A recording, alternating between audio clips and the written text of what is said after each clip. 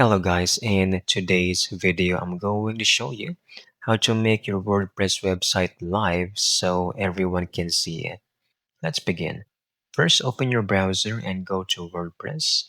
Click on the login button and select continue with Google so you can access your dashboards.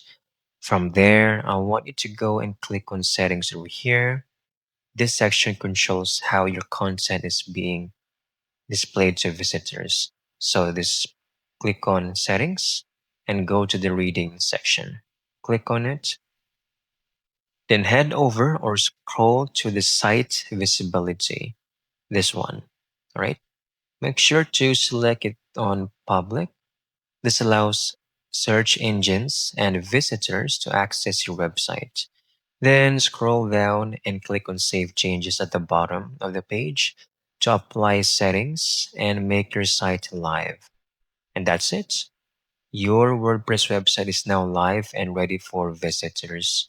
I hope you found this video very helpful.